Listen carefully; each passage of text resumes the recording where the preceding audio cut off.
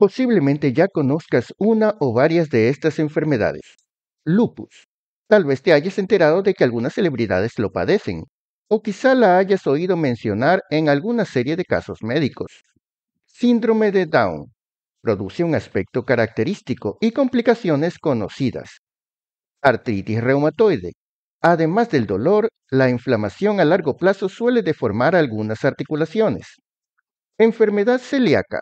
Un disturbio en que la ingesta de pan o cualquier alimento con gluten hace daño al organismo y que se puede diagnosticar con algunos exámenes de laboratorio. Sensibilidad al gluten no celíaca. Similar al anterior, pero los exámenes de laboratorio habituales no permiten demostrar nada. Ahora, una pregunta. ¿Cuál de estos trastornos crees que es más frecuente? Pues te diré, hay más pacientes con síndrome de Down que con lupus, más pacientes con artritis reumatoide que con síndrome de Down, muchos más celíacos que los anteriores y muchísimos más pacientes con sensibilidad al gluten no celíaca. Los estudios muestran que aproximadamente 1 de cada 100 personas tienen enfermedad celíaca. Y aunque sobre el último trastorno no hay un consenso aún por las dificultades en su diagnóstico, el promedio de los cálculos hechos pondría la cifra más o menos en 1 de cada 10 personas, casi igual a la cantidad de diabéticos que hay en el mundo. A lo mejor alguien cercano a ti o quizá tú mismo tengas problemas con el gluten sin saberlo. Más del 90% de los casos nunca se diagnostican, y los que sí, pasan un promedio de 20 años yendo de médico en médico antes de que alguno descubra lo que tiene. Y es que, a diferencia de lo que se suele pensar, los síntomas muchas veces no son digestivos, y encima varían mucho de un paciente a otro. Esta enfermedad puede presentarse, por ejemplo, como fatiga crónica, como talla baja, como dermatitis, como una fractura por osteoporosis, como dificultades para tener hijos, como un problema de obesidad y de muchísimas otras maneras. Sospecharla, reconocerla y diagnosticarla puede ser uno de los retos más difíciles para el médico, pero resulta de gran importancia, porque con un cambio de dieta el paciente puede librarse para siempre de dolencias que lo aquejarían toda la vida y del riesgo de graves complicaciones como trastornos autoinmunes o incluso cáncer. Por eso hoy hablaremos de uno de los temas más interesantes de la medicina contemporánea: trastornos relacionados con el gluten. Comencemos por aclarar una cosa. ¿Qué es el gluten? Al igual que otras plantas, los cereales como el trigo se reproducen por medio de semillas o granos, que básicamente tienen un germen o embrión, rodeado por un endospermo, que son las reservas de alimento para nutrirlo en su crecimiento, y una envoltura o cáscara que lo protege. Para nosotros, desde el punto de vista nutricional, tanto la envoltura como el germen contienen proteínas, lípidos, carbohidratos digeribles, fibra, vitaminas y minerales. Pero tradicionalmente se eliminan estos componentes en un proceso que se denomina refinado, y nos quedamos solo con el endospermo, del cual se hace la harina refinada, como la que se usa para hacer el pan blanco. Por el contrario, cuando se utiliza el grano entero, hablamos de harina integral, de la cual salen productos como el pan integral. Ahora bien, el endospermo tiene básicamente dos componentes: almidón y gluten. El almidón es un polisacárido, o sea, un azúcar, y es la parte del endospermo soluble en agua. Así pues, si lavamos una masa de harina, el almidón se disolverá y quedará solo un material viscoso y algo elástico como un chicle, que es lo que conocemos como gluten. La consistencia del gluten es lo que da a la masa de harina la capacidad de mantener atrapadas las burbujas de gas que se producen durante la fermentación, permitiéndole inflarse y esponjarse hasta obtener la textura y consistencia características del pan. No solo el trigo contiene gluten, pero tampoco todos los cereales. Básicamente está en el trigo, la cebada, el centeno y sus derivados e híbridos. Otros cereales como el arroz, el maíz o la quinoa no lo poseen. La avena es un caso particular, ya que teóricamente en estado puro no contiene gluten, pero por su procesamiento y transporte es muy frecuente que esté contaminada con el mismo. Y por si esto fuera poco, contiene avenina, que en algunas personas puede desencadenar los mismos problemas. Ahora bien, el gluten en realidad no es un elemento simple, sino una combinación de carbohidratos, lípidos y proteínas, pero no en iguales proporciones, porque con mucho los más abundantes son las proteínas, que se dividen en prolaminas y gluteninas. Las prolaminas se llaman así por ser abundantes en el aminoácido prolina, y en cada cereal hay unas prolaminas características. En el caso del trigo son las gliadinas, y estas son las principales causantes de problemas. ¿Dónde hay gluten? Ya sabemos qué cereales contienen gluten, así que es fácil deducir que los alimentos derivados del trigo, la cebada, el centeno, etcétera, contendrán gluten. Así pues, prácticamente todos los productos de pastelería, como tortas, bizcochos, galletas, tostadas, pizzas y demás, los productos apanados y las diversas pastas como tallarines, lasaña, ravioles, canelones, etc. Pero la cosa no termina ahí. Puede haberse utilizado gluten en la fabricación de muchos productos procesados, en salsas y aderezos, en sopas, embutidos, rellenos, colorantes artificiales, caramelos, etc. Hay gluten en las hostias de comunión, en algunos suplementos vitamínicos y productos herbales. Y por si todo eso fuera poco, también en algunos productos no comestibles como champú, cremas, lápiz labial y cosméticos o limpiadores. Hasta la plastilina para moldear puede tener gluten. Tampoco es raro que granos y otros vegetales que originalmente no contienen gluten puedan haberse contaminado con el mismo durante su almacenamiento o transporte. Incluso productos vendidos como supuestamente sin gluten podrían tenerlo. Por ejemplo, si un local ofrece pizza sin gluten, pero la preparan en el mismo horno que la pizza con gluten, es probable que se contamine. Así que quien necesita evitar por completo el gluten no la tiene fácil. Afortunadamente, cada vez hay más conciencia al respecto y se etiquetan mejor los productos. También existen ya aplicaciones que se pueden descargar para escanear códigos de barra de los alimentos y saber si contienen gluten, o para encontrar locales y restaurantes que ofrecen comida sin él.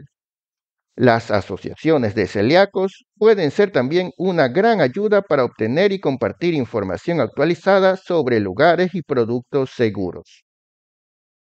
¿Qué ocasiona el gluten? La mayoría de las personas no tiene ningún problema por ingerir gluten y no tiene ningún sentido que se abstengan del mismo.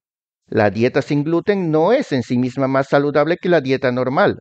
No sirve para bajar de peso ni mejora los índices del metabolismo. Solamente en los individuos con alguna predisposición genética, la exposición al gluten puede causar problemas.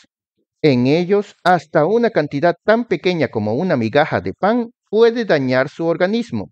Así que si conoces a alguien con enfermedad celíaca o algún trastorno similar, no lo taches de exagerado cuando lo veas revisar cuidadosamente las etiquetas de los alimentos o preguntar cómo se preparó tal o cual comida. No le insistas que coma un trocito de algo que no quiere. No le digas que no le va a hacer daño porque sí lo hará. Tampoco creas que porque el dicho producto es dietético o supuestamente saludable lo puede comer sin más. Déjalo cuidarse, porque estará bien y no tendrá ningún malestar ni peligro mientras mantenga su dieta. Así como un alérgico a la penicilina estará perfectamente mientras no se la aplique, pero con solo un poquito de ella puede ponerse muy mal. Hay tres mecanismos por los cuales el gluten puede causar problemas: por una reacción alérgica, por autoinmunidad y por una sensibilidad innata no bien comprendida todavía.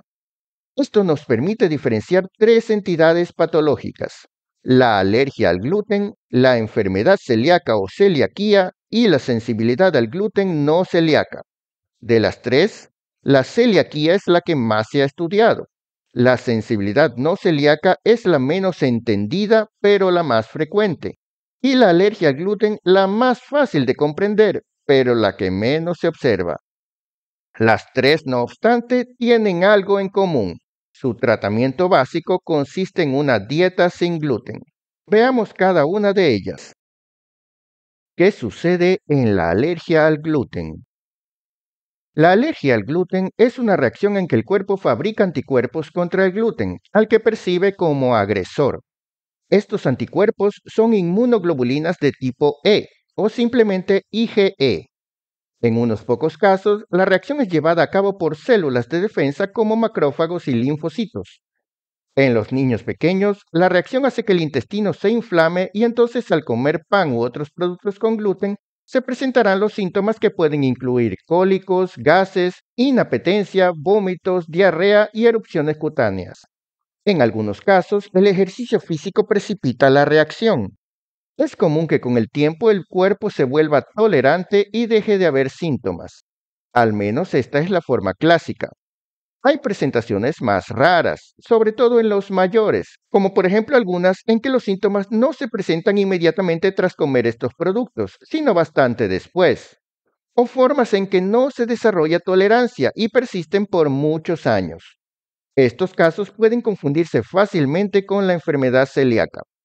La diferencia es que la alergia al gluten, como todas las alergias, mejora con la administración de antihistamínicos y corticoides, además, por supuesto, de retirar el gluten de la dieta.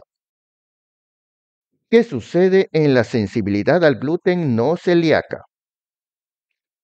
Aquí hablamos de un trastorno que ocasiona exactamente los mismos síntomas y lesiones que la enfermedad celíaca, y que responden igual que ella a la dieta sin gluten, pero no salen positivos los exámenes que normalmente confirmarían esta última. Algunos de estos casos podrían ser pacientes con celiaquía y falsos negativos en las pruebas. Otros tal vez tienen enfermedades distintas, pero que se parecen o simulan ser enfermedad celíaca.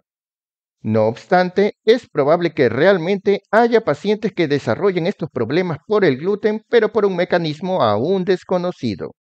¿Qué sucede en la enfermedad celíaca? Para que haya enfermedad celíaca, la persona debe ya nacer con una predisposición a desarrollarla. Vemos así que los familiares de primer grado de un celíaco tienen entre un 5 y un 15% de probabilidades de serlo también. Y en el caso de los gemelos, esta probabilidad aumenta al 75%. Haciendo un examen de marcadores genéticos, podemos ver que el 90% de los celíacos tienen haplotipo HLA-DQ2 y de los restantes la mitad son HLA-DQ8. Esta predisposición puede actuar por varios mecanismos. Por ejemplo, muchos tienen disminución de la sonulina intestinal, que es una sustancia que mantiene las células estrechamente unidas entre sí.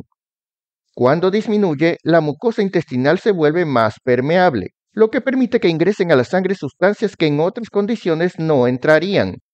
Otro mecanismo que puede estar involucrado es un déficit de proteasas, lo que haría más difícil digerir el gluten, haciendo que queden moléculas enteras o fragmentos muy grandes en el intestino, los cuales al absorberse causarán problemas. No obstante, la predisposición genética por sí sola no basta. Hay factores ambientales involucrados, siendo el principal, obviamente, la ingesta de gluten. Sin gluten no hay enfermedad celíaca. También se cree que una flora intestinal alterada agrava la situación, porque las bacterias normales ayudan a digerir el gluten. Algunas condiciones que alteran la flora son el nacimiento por cesárea, la falta de lactancia materna, las infecciones, el uso de antibióticos y algunas dietas desbalanceadas. En cualquier caso, al no digerirse bien, quedan en la luz intestinal gluten entero y péptidos extraños derivados de su digestión incompleta, todos los cuales se absorben porque la mucosa intestinal es demasiado permeable. Como consecuencia, se inicia una reacción local en que el cuerpo trata de degradar este gluten mediante una enzima llamada transglutaminasa tisular. Pero este mecanismo resulta ineficiente y se acumulan más sustancias extrañas. La inflamación intestinal inicial provoca manifestaciones digestivas similares a las de cualquier indigestión, como pérdida del apetito, llenura por gases, dolor abdominal, vómitos o diarrea. Pero esto se ve más en niños menores de 2 años. Aunque algunos pacientes presentan estas manifestaciones toda la vida, no es raro que con el tiempo se vuelvan menos notorias o incluso desaparezcan. Se ha observado que algunos productos derivados de la degradación del gluten tienen un efecto opioide local, es decir, como que anestesian al intestino, haciendo que responda cada vez menos a la agresión, por lo que ya no duele ni causa diarrea ni nada, lo que no significa que el proceso esté mejorando. Al contrario, la lesión puede irse empeorando cada vez más. A medida que la inflamación local se incrementa, se termina dañando el intestino, lo que por una parte aumenta más su permeabilidad, haciendo que se absorban más sustancias extrañas, y ya no solo derivadas del gluten, sino de todo tipo. Y por otra, provoca deficiencia de las enzimas digestivas que el intestino normalmente produce, y consecuentemente mala absorción de nutrientes que sí necesita el cuerpo. De este modo se produce una paradoja. El intestino absorbe cosas que no debe y deja de absorber lo que sí hace falta. Así que habrá problemas por mala absorción, pero también reacciones a lo que se absorbe de más. Y según lo que ello sea, puede verse reacciones alérgicas o reacciones autoinmunes. En las reacciones alérgicas, el sistema inmunitario intenta eliminar la sustancia que considera extraña mediante mecanismos inflamatorios y reflejos que ocasionan los síntomas. En las reacciones autoinmunes, el sistema inmunitario también intenta eliminar la sustancia, pero los anticuerpos que desarrolla cometen un error y atacan también a las células del propio organismo. Ocurre cuando la sustancia contra la que se dirigen los anticuerpos se parece mucho a sustancias de nuestro propio organismo, por pura coincidencia. Así pues, cualquier órgano donde haya esta sustancia parecida será atacado por el sistema. Y como cada persona es diferente, no se puede saber qué órgano será. En todo caso, con el tiempo, la acumulación de lesiones celulares, sea por el mecanismo que sea, puede finalmente predisponer a mutaciones que desemboquen en neoplasias malignas, o como suele decirse, cáncer. En definitiva, el cuadro clínico de la enfermedad celíaca en los menores de 2 años suele tener manifestaciones digestivas, pero en los mayores a menudo predominan las manifestaciones extradigestivas, que pueden ser debidas a mala absorción de nutrientes, a reacciones alérgicas, a reacciones autoinmunes o a neoplasias, y esto hace que pueda verse de muchísimas formas distintas. Los pacientes que presentan malabsorción de nutrientes pueden desarrollar varias complicaciones. En el peor de los casos, tendremos un cuadro típico de desnutrición, pero otras veces solo hay retraso de crecimiento, anemia, osteoporosis u otras cosas, dependiendo de qué nutriente falte. Además, la persistencia de lactosa y otros carbohidratos no absorbidos en el intestino puede llevar a que las bacterias los fermenten, generando gases y ácidos que van a irritar más el intestino y provocar diarrea. Estos pacientes suelen recibir otros diagnósticos como cólicos de lactante, intestino irritable, intolerancia a la lactosa, alergia a las proteínas de la leche, etc. De hecho, podría ser que la enfermedad celíaca realmente haya causado alguno de estos trastornos. Como reacciones alérgicas, la celiaquía puede manifestarse como factor subyacente o agravante de pacientes con alergias respiratorias como rinitis o asma, erupciones alérgicas de la piel como urticaria o angioedema, alergias del tubo digestivo que pueden manifestarse a su vez como cólicos, vómitos o diarrea cuando se ingieren determinados alimentos, etc. En cuanto a las reacciones autoinmunes, también pueden ser muy diversas y sería muy largo enumerarlas todas. Algunas bien documentadas son la neuropatía y la ataxia por gluten, que son las principales manifestaciones nerviosas de lo que suele llamarse neurogluten. La neuropatía puede manifestarse como hormigueos o dolores en diferentes partes del cuerpo. La ataxia, en cambio, es una incoordinación en los movimientos que puede manifestarse como desequilibrio o dificultades para realizar actividades cotidianas como escribir, usar los cubiertos al comer o vestirse. Pero no son esas las únicas formas en que la celiaquía puede afectar al sistema nervioso. Un gran número de cuadros se han asociado con más o menos evidencia, por lo que no estaría de más investigar la posibilidad de celiaquía en cualquier enfermedad nerviosa que no responda bien al tratamiento habitual. Aunque muchas veces no se trata de esto, hay pacientes en los que se ha reportado una mejoría sorprendente con la dieta sin gluten. Y en este punto vale recordar que desde hace años se discute sobre algunos casos de epilepsia grave que no responde a los tratamientos convencionales y que mejoran con una dieta llamada cetogénica. Pero, ¿qué creen? En esa dieta, entre otras cosas, prácticamente no hay gluten. Así que es perfectamente posible que muchos celíacos no diagnosticados se beneficiaron en realidad por este motivo. Otro trastorno importante del que hay que hablar es la dermatitis herpetiforme. Se trata de una erupción que suele afectar el tronco y las extremidades, sobre todo en las zonas de extensión como los codos y las rodillas. Si se confirma histológicamente el diagnóstico de dermatitis herpetiforme, también es seguro que el paciente tiene enfermedad celíaca, porque no hay otra enfermedad que la cause. La enfermedad celíaca también puede dar problemas en la glándula tiroides, principalmente hipotiroidismo por tiroiditis autoinmune. Síntomas tan comunes e inespecíficos como la fatiga, el aumento de peso o el estreñimiento pueden ser las únicas señales de este trastorno. En otros pacientes se ve afectado el aparato reproductor. Puede haber trastornos menstruales, dificultades para concebir, abortos espontáneos a repetición, esperma de baja calidad y otros problemas. Por último, los pacientes celíacos son más proclives a desarrollar diferentes neoplasias del tubo digestivo, como el cáncer de esófago, el cáncer de faringe, el adenocarcinoma de intestino o el linfoma no Hodgkin. La sintomatología que hace sospechar que hay un tumor puede incluir dificultades para tragar los alimentos, signos de obstrucción del tubo digestivo, sangrados por boca o en las heces, o simplemente se percibe y se palpa el crecimiento de una masa. Diagnóstico. Para hacer el diagnóstico, lo primero es sospecharlo.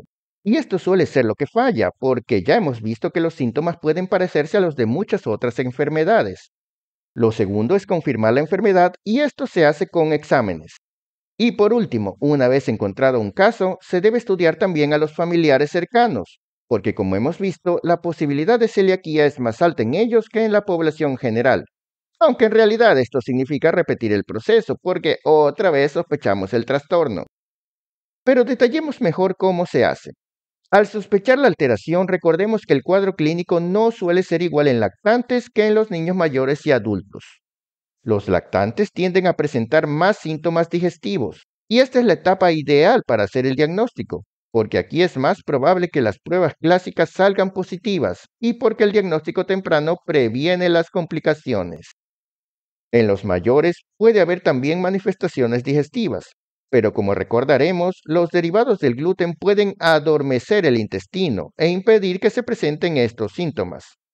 Incluso se ha visto pacientes que parecen empeorar cuando empiezan la dieta sin gluten, ya que el intestino se despierta y empieza a reaccionar como cualquier vientre inflamado, con cólicos y diarrea. Así que si no hay sintomatología digestiva, eso no quiere decir que no se puede sospechar el diagnóstico de celiaquía. De hecho, las manifestaciones son tan variadas que prácticamente cualquier alteración que tenga el paciente, incluso si ya se ha confirmado algún diagnóstico, podría tener como factor subyacente, agravante o concomitante algún trastorno relacionado con el gluten. Y sí, la mayoría de las veces no será esto, pero siempre hay que hacer una pesquisa de condiciones subyacentes a cualquier proceso patológico. Y aquí hablamos de algo que tiene un tratamiento eficaz, prácticamente sin efectos colaterales y que previene complicaciones tan graves como enfermedades autoinmunes o cáncer. Así que vale la pena buscarlo.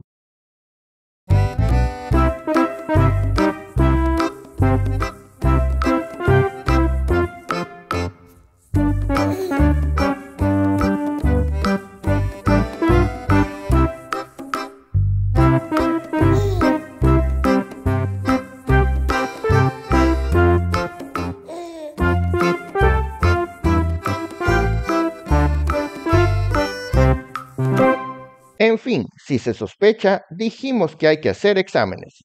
Estos exámenes pueden incluir la detección de marcadores serológicos, estudios genéticos o biopsia del intestino.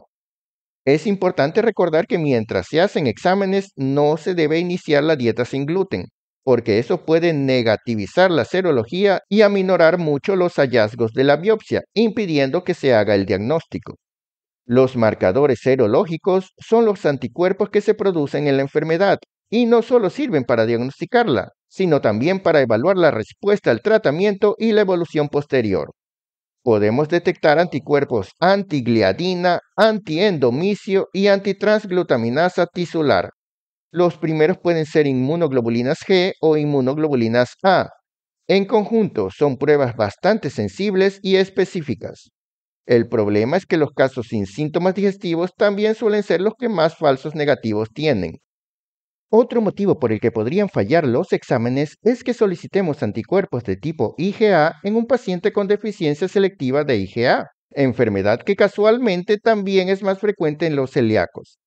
Por eso, si se pide este tipo de anticuerpos, hay que solicitar también la determinación del nivel total de IgA.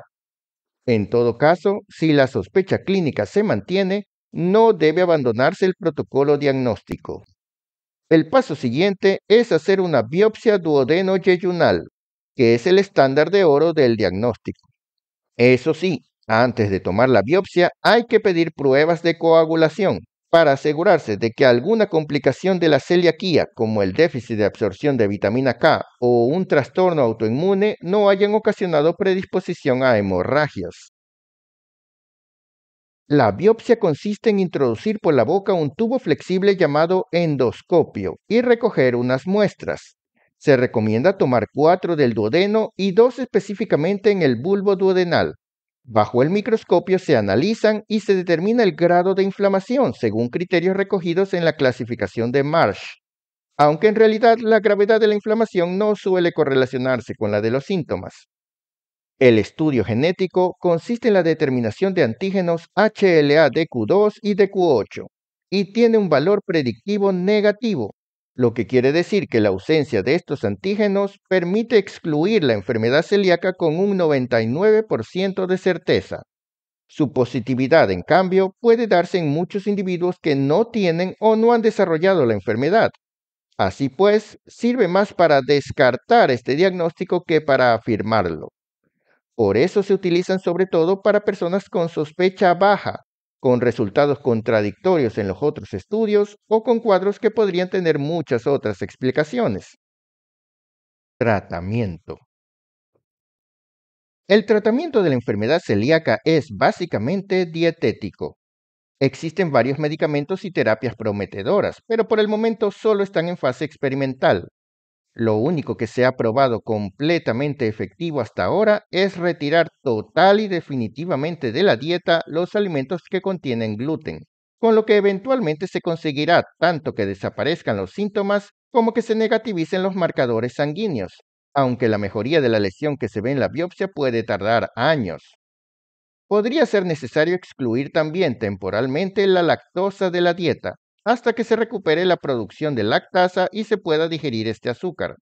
Además, dependiendo del grado de malabsorción y de malnutrición del paciente, en el tratamiento dietético inicial puede ser necesario recomendar una dieta hipoalergénica, hipercalórica o pobre en fibra. Por último, es necesario hacer un seguimiento de por vida, en primer lugar para asegurar el cumplimiento de la dieta sin caer en deficiencias vitamínicas, ya que los alimentos prohibidos son muchos y si un nutricionista no vigila la dieta, pueden faltar vitaminas o minerales. El seguimiento también es importante para prevenir o diagnosticar precozmente las complicaciones que puedan darse, como trastornos autoinmunes o neoplasias. Para cuidarse, los pacientes celíacos deberán leer siempre las etiquetas de lo que compran y aprender a interpretarlas, y estar siempre vigilantes para evitar los casos de contaminación cruzada o inadvertida. En el caso de los cristianos que deseen seguir participando de ceremonias como la comunión o fracción del pan, deberán acercarse a sus respectivas iglesias para informar de su condición y buscar alternativas como hostias muy bajas en gluten, comunión con vino solo o comunión espiritual. Hoy en día las iglesias suelen tener soluciones aplicables a diferentes necesidades, por lo que no debería la religión ser motivo para que sigan enfermos. Otro consejo útil para los celíacos es que descarguen aplicaciones hechas para ellos, como buscadores de sitios que vendan alimentos sin gluten o detectores de códigos de barras que alerten sobre la presencia de gluten en los productos. Actualmente varias aplicaciones de mapas ya traen la opción de buscar sitios seguros para celíacos. Cuando se usen, conviene que dejen reseñas sobre los restaurantes y demás sitios para que otros puedan saber si tuvieron o no problemas. Por último, es conveniente que se unan a agrupaciones de celíacos en su comunidad, lo que no solo les dará apoyo emocional, sino que les proveerá de información actualizada y consejos útiles. Con la dieta adecuada y la información correcta, los celíacos y demás personas sensibles al gluten pueden llevar una vida normal y saludable, en vez de una vida de continuos malestares y sufrimientos. Ayudemos a que estos trastornos se conozcan cada vez más y a que tanto las leyes como las personas individuales se aseguren de que los alimentos que se venden estén bien etiquetados. Ser celíaco no debería ser un tremendo lío. Seamos empáticos y colaboremos con lo que esté a nuestro alcance. Espero que les haya gustado este resumen. Nos vemos en una próxima ocasión.